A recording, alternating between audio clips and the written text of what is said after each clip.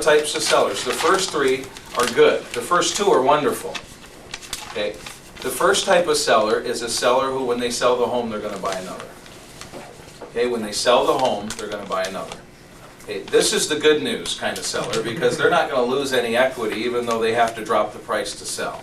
Because they're going to buy into another home that's also discounted, and when the market does recover, the home they're going to buy is going to appreciate just as much as waiting out the home that they're in. So the first thing we're looking for is, are you the type of seller who's going to buy another home? Because we know we're going to need to use price as a competitive advantage to get it sold. And if they need to drop the price significantly in order to get it sold, we want to show them they're not really losing anything. They're just waiting in a different asset instead of the one that they're in. So for example, somebody says, well, I'll just wait until we get our price. Well, if it takes 2 or 3 more years for the market to sell off the excess inventory and then start to see prices appreciate again, before you get, the equity that you're looking for, are you prepared to wait 2 or 3 more years? Oh yeah, we'll wait if we have to. Okay, that doesn't mean it's what you would do. Well, what would I do? Well, they're going to buy another home. So if it were me, what I would consider is this. First of all, Mr. Seller, the fact that you're going to buy another home is the best news. Because when you sell this home, even if we have to reduce the price $20,000 to get it sold, well, we're going to go ahead and buy another home that's also severely discounted because of today's market conditions. So you're going to sell at a discount, but you're going to buy at a discount. The good news, though, is over the next 3 to 5 years, as the market does recover, the home you're going to purchase, well, that's going to appreciate. At the same level the home that you're in will get its equity back. So whether you get your $20,000 or $30,000 back in this home, or whether you get the $20,000 or $30,000 in the form of equity in the next home, in both cases financially you're going to be in the same spot. The question is, where would you like to wait for the next 2 or 3 years, in the current home or the new home? Because if it were me, I'd just assume get my kids into the school system I'd hope to be in and wait out the market change in the home that I actually want to live in. But the bottom line is there's really no reason to wait. So that's the first type of seller. You probably have a couple of those, and they're not thinking like this. They're thinking with their emotions, they're thinking with their egos, they're thinking, I'm losing money. They're not losing any money, they're just waiting for the cycle to run its course, and whether they stay in this home or they go to the next home, they're going to get their money back in both cases. Now, second group are people buying a better home, a bigger home or a more expensive home. You have sellers that when they sell their home, they're going to buy a bigger home, they're going to buy a more expensive home. We love these, because which homes tend to appreciate more when the market's going up? The smaller homes or the more expensive homes? More expensive homes. Yeah, I mean, so and not only that, during a decline, which homes tend to lose the most value? The $1 million homes or the $300,000 homes? Dollar per dollar, it's the bigger, higher end homes that are losing value faster. So I may have to sell out of my smaller home at a smaller discount, but I'm going to buy into a much steeper discount dollar per dollar. I may have to lose another $30,000 or $40,000 in the price in order to get my home sold, but I'm about to buy into a price range where that seller has had to come down $100,000 in order to have his home be the next one that sells. So I'm making money on the discount. The single smartest financial decision somebody can make in real estate is to trade up at the bottom or near the bottom of a declining market, because the home they're buying has lost a lot more value dollar per dollar, not necessarily percentage-wise, than the home they're selling. And then they win on both sides. As the market recovers in the next 3 to 5 years, the home that they buy is going to appreciate a lot more than the home that they're in. So there's no advantage at all. In fact, there's quite a bit of financial loss that somebody is going to deal with if they don't do what it takes to sell their home and get into the next one when they're moving up.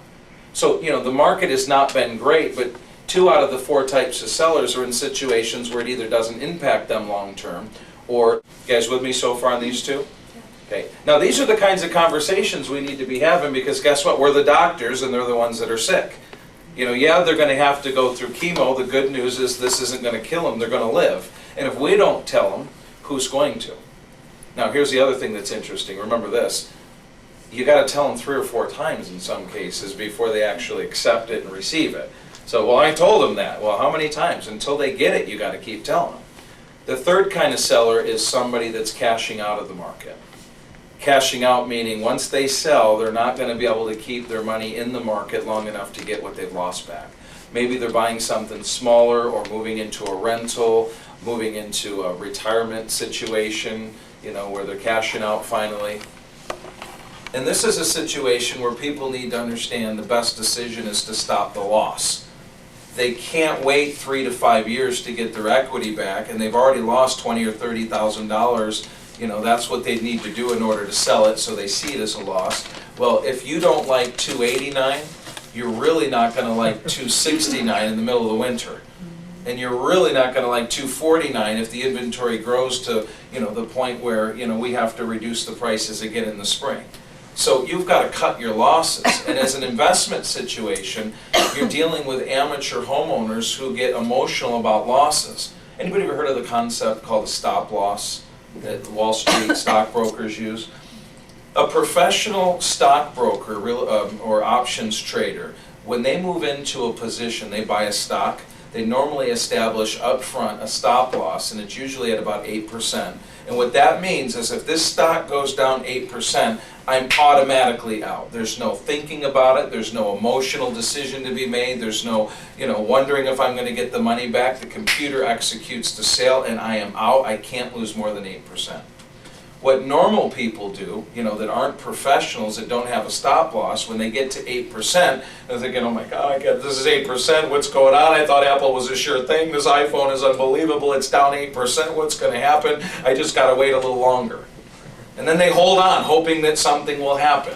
And then by the time it's down 15%, they're absolutely panic-stricken. They can't believe it's down 15%. I can't sell now. I can't afford to sell now. This is what the kids were going to go to college on, and what am I supposed to do? And then they're paralyzed. By the time it's 20%, 25% down, now it's the bottom's going to fall out, the company's going out of business, I got to do whatever it takes to get whatever is left back, and now they're giving it away, hoping somebody will take it at a 20%, 25% discount. And guess who's taking it? All the professionals that sold out at 8 are now getting back in when it's down 20, 25, and it's because it increases their cost base, improves their cost basis. And then they ride it back up because the bottom is usually 20, 25% when a stock drops or a sector drops. So the bottom line is the one that cut the losses lived for another day and was able to move into something that was more discounted, and they were able to get their money back. But the emotional investor is the one that carried it all the way to the bottom before long they're giving it away, whereas if they just reduced the price to begin with and sold it when you told them to begin with, they wouldn't be in the situation. But homeowners, that's what they go through. They get attached to the perceived loss, and instead of stopping the loss and taking what equity is left and getting out, they're thinking, well, we got to hold on, it'll get better, maybe this spring it'll get better, and when it doesn't get better this spring, now they're even in a worse situation, and if they couldn't deal with the last one, this one's even worse, and then they start playing the blame game, and before you know it, just the right broker at just the right time finally comes in and says, oh, here's what you need to do, and by then it's like, fine, whatever I need to do, or the bank takes the property, and the people are SOL for a while. So, what we got to do with this third group is we got to remember it's the toughest part of our job. We got to counsel people to get out, to take what equity is left and preserve it, because the inventory, until the point that it sells off to a 2 or 3 month supply of inventory, prices are going to continue to drop.